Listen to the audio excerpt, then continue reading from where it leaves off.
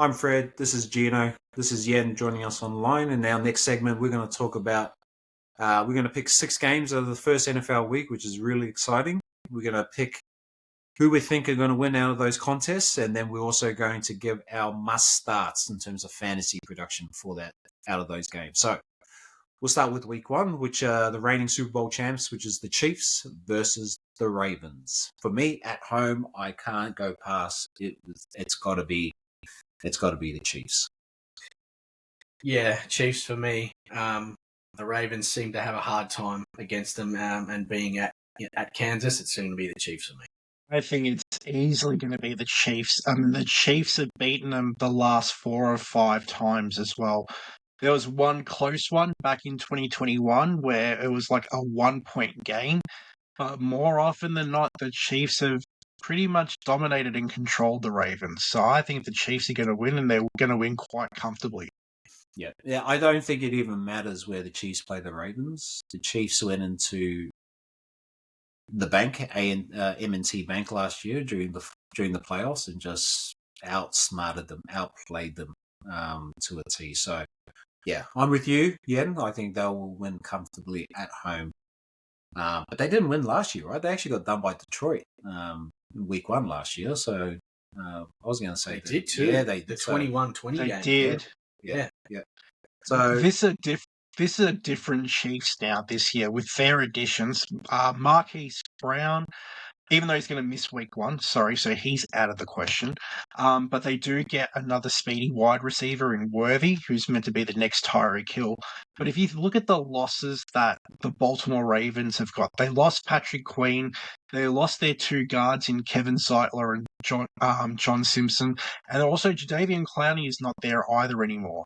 So I can't see how they're going to win. So I understand people are like, you can trust in Harbaugh and so forth, but they are some big losses for the Baltimore Ravens to start off the season.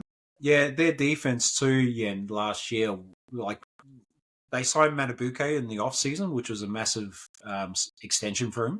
So he is basically that anchor of the middle of the defense there. So he'll be there. But they also lost Mike McDonald, so their DC last year, who was a phenomenal DC, and he's now the coach for the Seahawks now. So they're going from system to system. It'll be interesting to see. But as you said, they've lost some key plays that they had last year. So yeah, it'd be interesting to see. So, but for me, it'd be the Chiefs.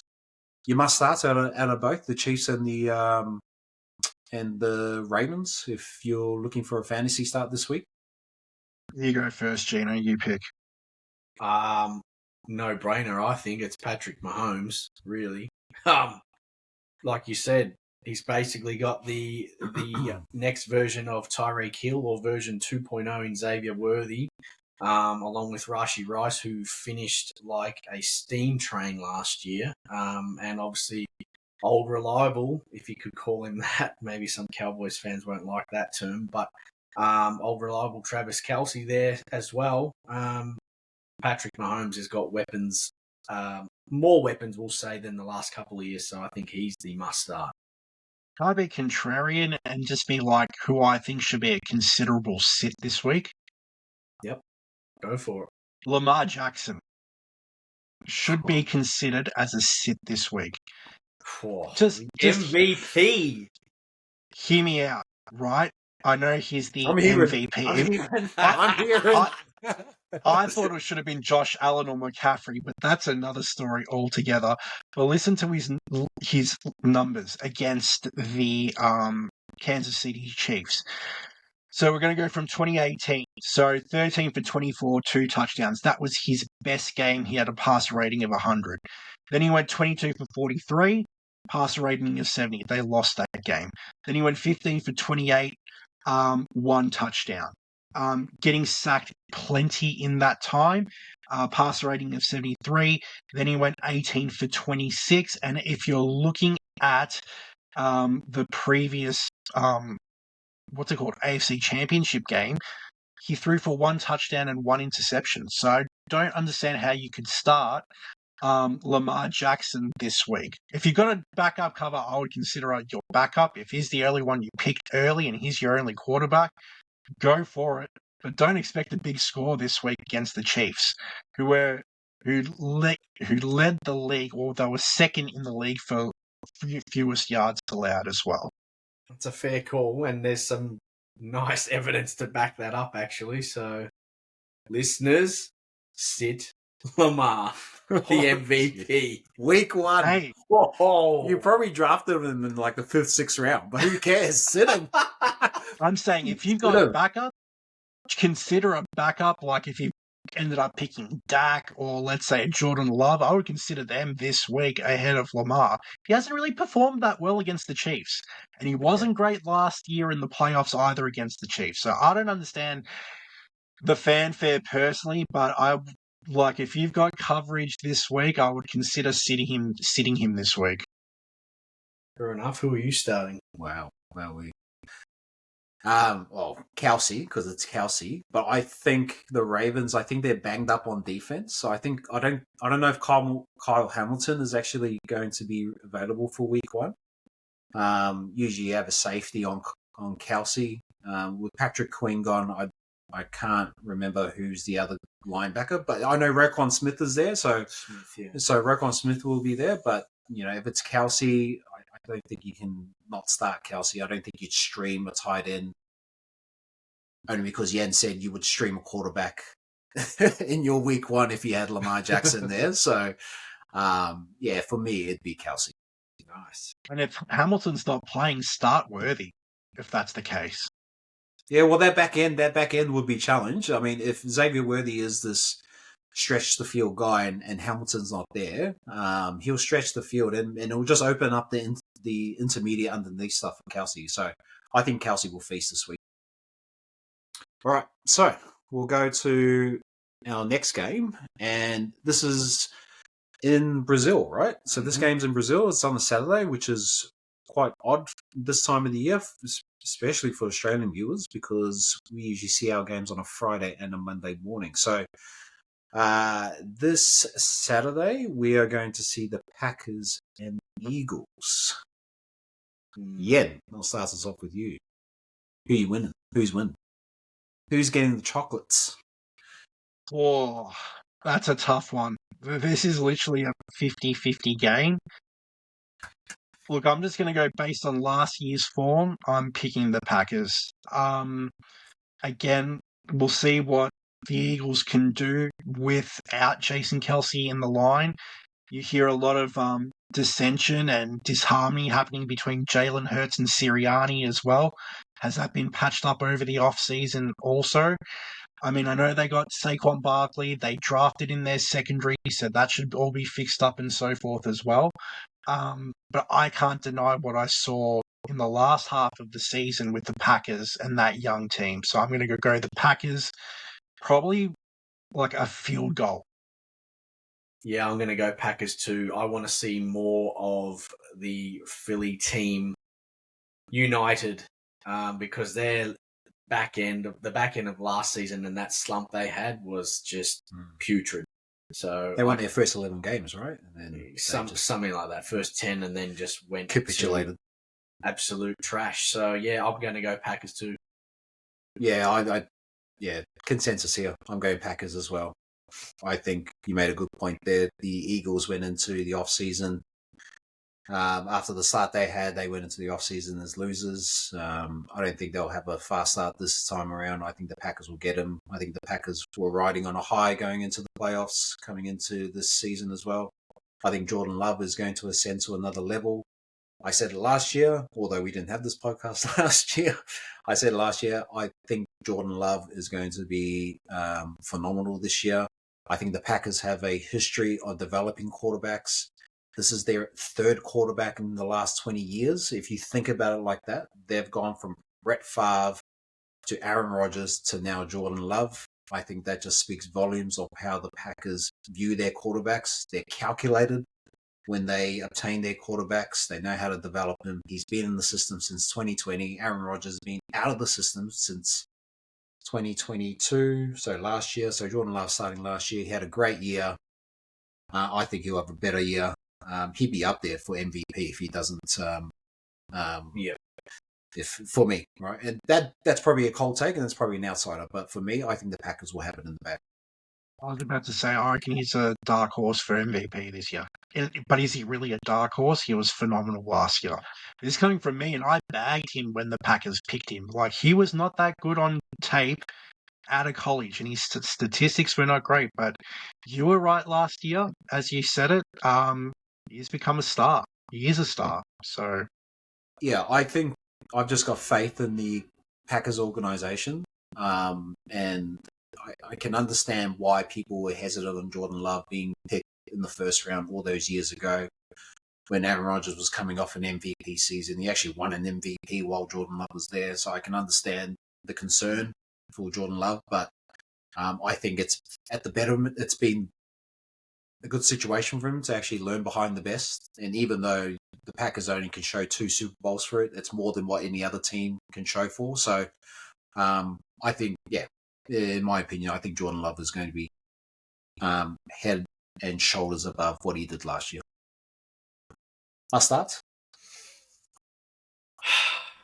I know I picked the Packers, but I do really like the appointment of Kellen Moore at Philly and the up-tempo offense, and I think that is going to work wonders for both Philly wide receivers in A.J. Brown and Devonta Smith. So if you've got either of those, I think start them, because I think they'll scheme something up to get the Packers defense napping, and I think those two guys, I think are going to feast, to be honest. So A.J. Brown or Devonta Smith. speaking of feasting, I think Josh Jacobs will feast. I think he's going to have a huge year. Maybe not quite the year he had a couple of years ago, but he's the only running back there. They're going to play with the lead a lot of the time. And if they do win this week, which I expect them to do, I mean, you could easily run on the Philadelphia Eagles last year. They were atrocious towards the end of the year. Like, you could run all over them, throw all over them. Hopefully they've addressed those issues. But if they haven't, Josh Jacobs should have a monster day. Yep. I'm going to go Josh Jacobs as well.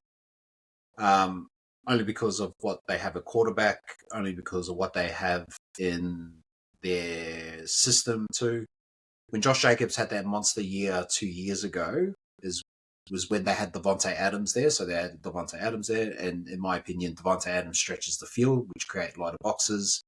And Josh Jacobs was just phenomenal. But even though there's not that star-stud wide receiver at the Packers, I think he's still going to have a great year himself. So he'll have a pretty good year, a pretty good game against the Eagles as well. So I'm with you on that, Yen. I don't think there's any objections to that. Next game, we are going to go to the Cardinals and Bills. And this is a 3 a.m. game, which I'll be up at 3 a.m. 100%. Yep. So my alarm's going to go off at 2:45. And if you see the GIF, like the Undertaker, how he gets up like this, have you seen that GIF? He's like, yeah, that's me. That's me at 2:45. I'll have a coffee cup already in my my coffee maker there, and I'll be sitting on the couch watching the first game.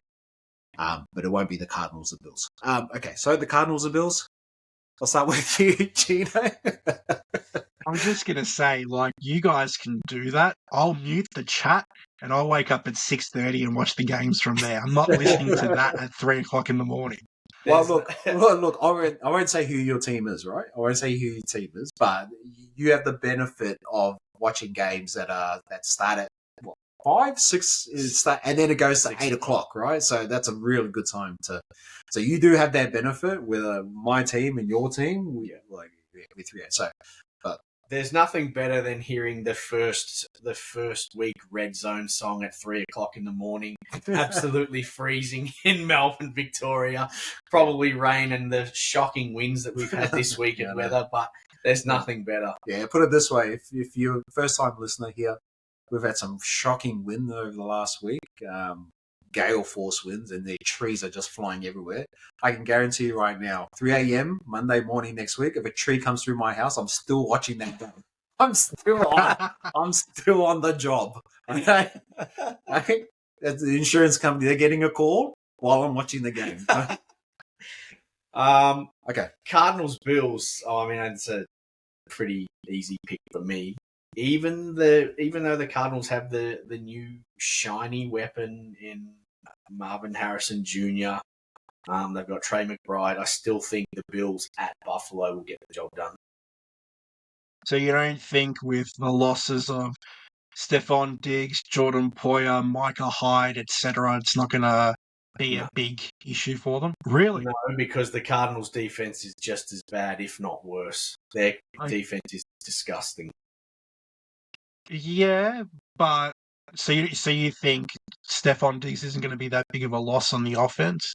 I don't, because I think now that it's going to be anchored on Josh Allen, Cook, and to a lesser extent their new number one wide receiver in Dalton Kincaid. Yeah, I think Kincaid showed enough last year where he can take a bit of the slack that Stephon Diggs is left behind. I'm the same. I'm leaving Buffalo, but only because Kyle Murray, right? He got injured last year, right? And so, yeah, it'd be interesting. It feels like I haven't seen Kyle Murray in a long time, to be honest with you, in action. So I'm going Bills because I think they're the stronger team, but I'm also going Bills because I'm wary of the Cardinals. So yeah, Bills for me. Regardless of what I said, I'm also going to pick the Bills. I mean, and I've drafted a lot of Bills players, so it says what all you need to know about this game. Yeah. My starts, yeah. Look, we spoke about him. You're probably going to go Dalton Kincaid this week. He probably is the clear number one option, along with Keon Coleman now as well. Keon Coleman, potential flex option, because you're not quite sure what he's going to do. But Dalton Kincaid, he definitely do. And he was a star last year before he got injured. So Dalton Kincaid is my must start this week. Josh Allen. I expect Josh Allen to run rings around the Arizona Cardinals defense, again being a massive focal point now without that true number one wide receiver. I'll go as far to say, is that how you say it? I'll go as far to say he'll have 60 yards and 2 rushing TDs. How about that? How about that for a hot take? Not showing a bit of bias there with that take? Possibly, but again, there needs to be a weapon somewhere and a regular one, and I think it's him, Kincaid, and Cook. But as we touched on earlier, he's there to use his legs. He's too big. They're going to run him. For me, I'm surprised no one's mentioned that the Bills lost their back end, Michael Hyde and Jordan Poyer, who have been. He did. He mentioned it. Oh, you did mention it. Sorry, Ian. Yeah, my bad. I think Marvin Harrison Jr. might be a must start for me in this game. Look, there are other must starts, but I'll just take it a little bit left field. I think Marvin Harrison Jr. Just with the Bills of what they don't have this year versus in years past, I think the absence of Poyer and Hyde not being there, I think Harrison will get behind their DBs as well. Now their DBs has lost me, but it's not Tre'Davious White anymore. And Tre'Davious White has been far removed from his all pro seasons. But I think Marvin Harrison Jr., for the wide receiver he is at Ohio State, the accolades he had there and just his talent coming into this NFL season, I think he'll get behind the Buffalo Bills DBs. He'll expose the safeties, all that experience that they're missing out there. I think he's in contention to start. If you pick them as your number one wide receiver, I don't think it's a bad pick to have him into your starting lineup, even as a rookie. Absolutely. I mean, he was second round choice for a reason too, right? Yeah. Okay, we'll move on. And another 3 a.m. game, which I won't be watching, is the Steelers and Falcons. Yen, would you like to take the honours here, man, and give us your winner? Right. I'm predicting a high-scoring game. I know there have been improvements for both teams at either end of the ball, but let's see it in a real game situation.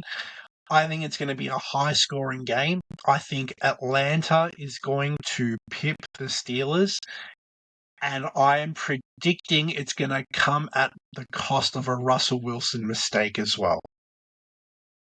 I like it. So Russell benched by week 2.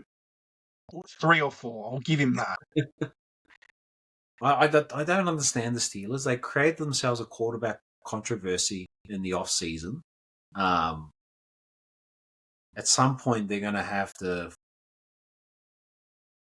bench him, and they know what they've got in Justin Fields, and he didn't look particularly great in the off-season, in the preseason. Justin Fields, some of the clips I saw at training camp. Yeah, I'm not sure about this one. Where is the game? Well, the same can be said about the Falcons. Why did they go draft Michael Penix at pick 8 when they just picked Kirk Cousins off free agency? Yeah. I'm going the Falcons here at home. That defense, Judon, Jesse Bates, AJ Terrell. They've got a great spine there. I think they'll get. I don't look. George Pickens. He can show that he can get behind DBs, that he can stretch the field. I've seen him multiple times. I don't know if he's going to get there with Russell Wilson being there, even if Justin Fields gets on the field at some point throughout the year. Yeah, I think the Falcons will get him, and I think it'll be on the back of strong defense. So, Atlanta at home. I'm saying Atlanta too, because of the shiny new offense and all the weapons they have that are finally actually going to be displayed properly. I don't think the Steelers have the talent offensively to match them, personally. So I think the Falcons comfortably, maybe by 10. Yeah. Well, no Jaylen Warren as well, potentially as well for this game. Mm-hmm. Must start. I think everyone's excited to see the release of Bijan. So I'll say Bijan. I think Kirk Cousins will check down a fair few balls to him to potentially expose the Steelers' D. So I'll say Bijan. I'll go different. I would have picked Bijan as well, but did the Steelers improve their secondary at all? I'm not sure. They still have Minka there. They still have Minka Fitzpatrick at safety. They still got Minka. I don't think so. Yeah. Nothing recalled. Nothing's coming. So Drake London for me should have a serviceable game. Come on, Drake. Okay. I think that's consensus there. Yep. Must start for me is just it's Bijan, so I don't think much needs to be said there. So, all right, we'll go to the next game. The next game is, if I can find that, that would be Sunday Night Football here. So 10:20 start. Lions Rams. Ooh, this is good. This will be a good game. Here you go, Ian. Where's it at? Rams. Oh. Last year they had a shootout. Sorry, my bad. Detroit. Regardless, last year they had a shootout, didn't they? Late season. Yes, I think like they did. A high-scoring shootout. Yeah. Look, I'm just going to go Detroit based on I think they're the better squad, just top to bottom, and then they address their secondary issues in the draft. So I think the Lions should win, and should win by within a touchdown. But again, I'm expecting a high-scoring game for this one. I think the Lions too. I think they'll be itching to right the wrongs of last year having the NFC Champ game basically in the bag. I think they'll be absolutely itching to come out and get this season going. So I think the Lions too. Not necessarily comfortably, but I think you hit the nail on the head. They are definitely the more complete roster. Yeah, I don't think there's any cold takes for week 1. I think I will go the Lions as well. I think top to bottom, as you said, yeah, and they're just more complete. I think Sam Laporta is going to have a big game. I think he's going to have a monster season. Hopefully he doesn't have a sophomore slump. So I'm probably going 2-1 here, and so I'll go Lions and Sam Laporta to start for me. Start? Either of the Lions running backs, Gibbs and Monty. I think we can expect probably one touchdown each. They might split carries to start the year, but as Yen touched on earlier, I think Gibbs is going to command the Lions' share further down the track, all being well injury-wise. But I think either of the Lions running backs will be a nice start. I think you go either one of the main wide receivers. It's really going to be dependent on if Puka Nacua plays. So they played in the playoffs last year. It was 24-23. Puka went for 9 for 181 and a touchdown in that game. So I would say him, even though they fixed their secondary, and I'll go with Amon-Ra as well. 7 for 110 in that game. And I remember he made some huge late game catches as well. So either one of those wide receivers, I would say, are sure locks to have good games. And that's if Puka plays, mind you. Oh, I think he's a chance to play. He'll by play. reports, yeah. I think he'll play. Yeah. I think anyone that's questionable this week will be extremely unlikely to not suit up and get out there. Yeah, that week in between, like 2 weeks and before the start of the season, I think they will just nurse them back to health. Anyone with the questionable status. So, yeah, if anything, if it would be serious, they'd probably let us. If he's game time decision, I think it'd be out there. I haven't heard anything about Puka's status being up in the air leading into week 1. I think he might be just nursing a bit of a niggle, but I think he'll be fine. Yeah, I think so. All right, and our last game to preview is 49ers Jets. This is Monday Night Football, 10:20 start. Oh, this is going to be a good game. This is game of the week for sure. And this is in Santa Clara, California. All the Niners will be there. Some of my cousins might actually be there too. They're living in San Francisco. So, Yen, I'll give you honors. Niners, Jets. Who you got? Picking the Jets. Oh, I knew it! I knew it! Why? No O-line. Trent Williams doesn't look like he's going to play. That is huge. He's so integral to how the 49ers play. You guys don't understand. This is a tough defensive line. This is also a great secondary. Yeah, I think it's going to be a tough outing. Now, is Aaron Rodgers going to play more than 4 snaps? That's going to be huge as well. But even though it's away and the play calling is not great, I mean, Aaron Rodgers is really the offensive coordinator of that team. Let's be honest. Yep. I see an upset happening. If it really is an upset, 49ers haven't had a great offseason. And also, Ricky Pearsall's not playing either because he got shot a few days ago and he just came out of hospital. Yeah, good guy, man. Prayers up to Ricky. There are a lot of question marks about the offseason that the 49ers have had. I think the 49ers will win. I actually think that the Jets may have some teething issues to start the year because of all of the noise that has happened around Aaron Rodgers. I honestly, I can't see, as much as, and you're well aware of how much I don't like Shanahan, I think he's too smart a coach to let someone like Aaron Rodgers come in and just go bang, bang, bang, regardless of some potential missing pieces on the O-line. I think the 49ers will win. Not necessarily comfortably, but the Niners for me. Interesting. Kinlaw was at the Jets. Yes. Yeah, right.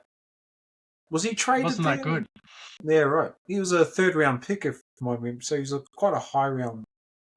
Javon Kinlaw. Yeah, Javon Kinlaw? No, he was a 1st round pick. He was a wow. There you go. Ouch. Niners for me. Christian McCaffrey, too explosive. Week 1, he'll be fresh.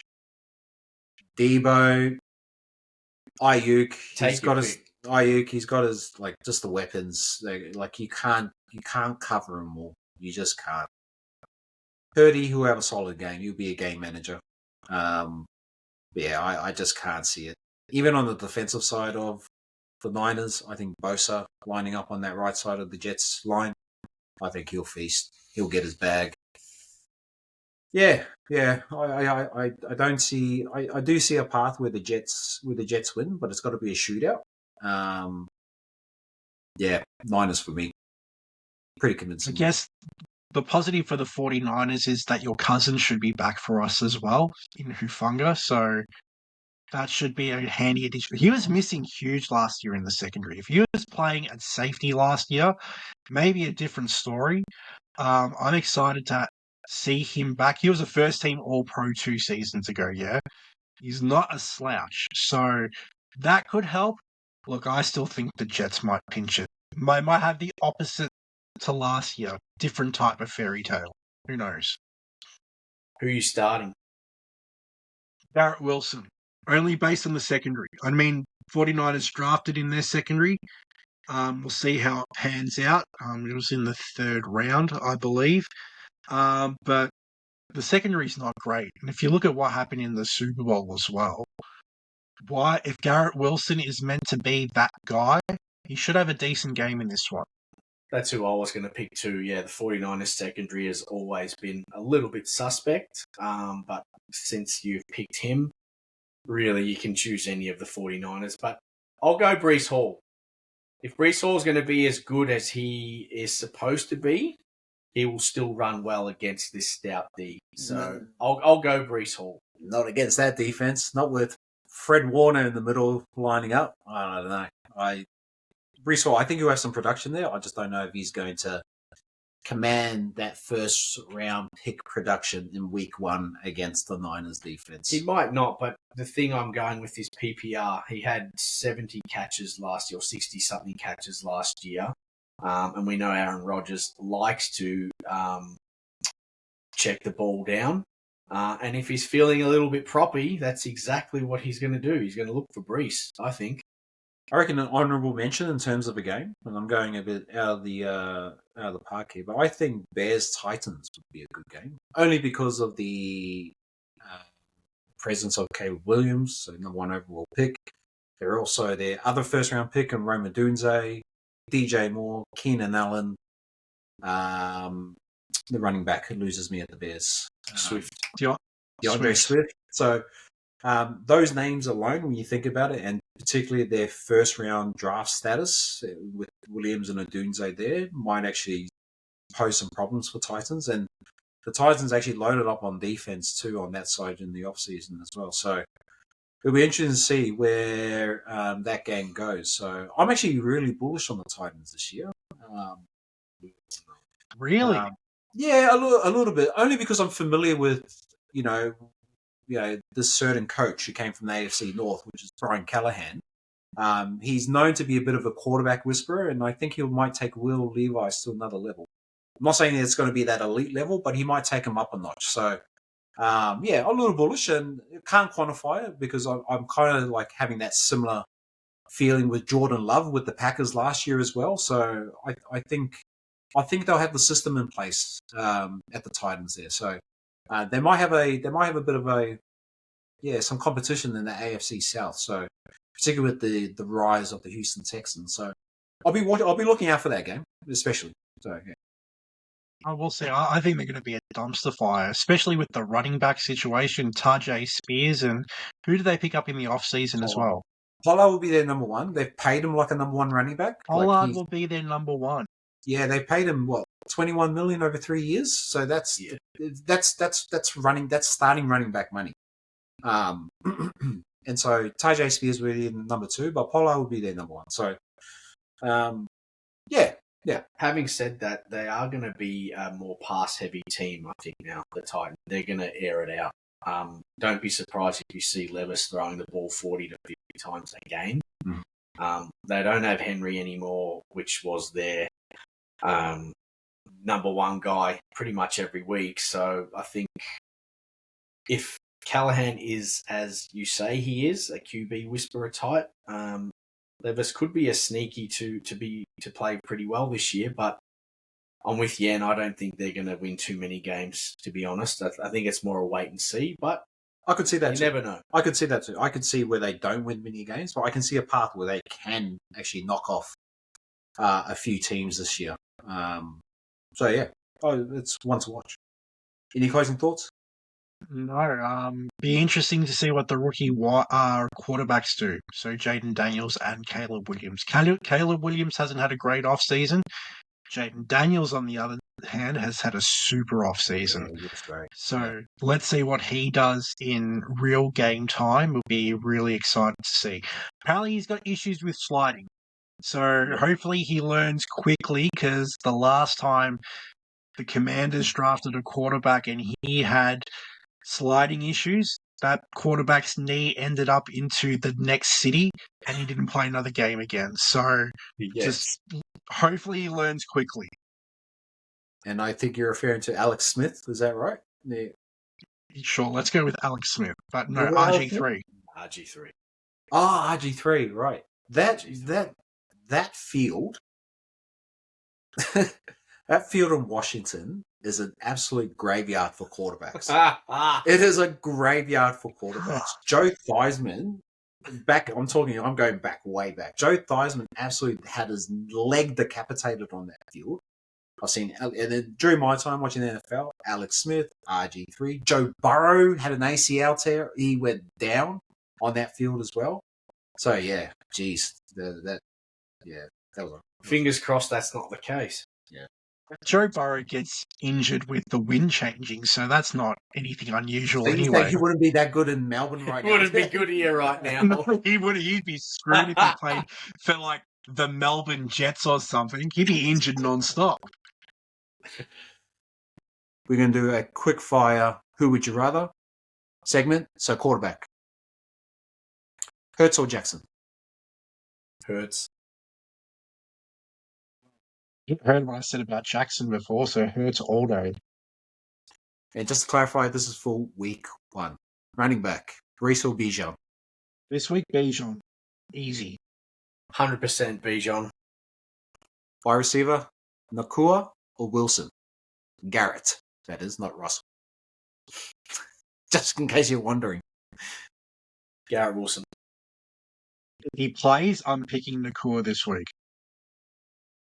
Tight end, Laporta or McBride? Laporta. I mean, yeah. Easy one McBride, because I think all the attention will be on Harrison Jr. And defense, 49ers or Jets? Niners. Jets.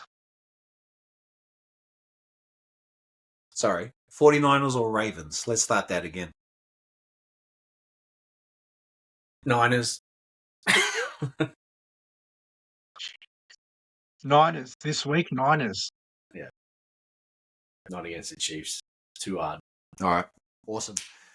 That's week 1 of 3-Man Coverage Podcast. Thank you for joining us. We will have all our Twitter information and Instagram in the coming days, so stay tuned for that. But we look forward to seeing you for week 2. That's us. See ya.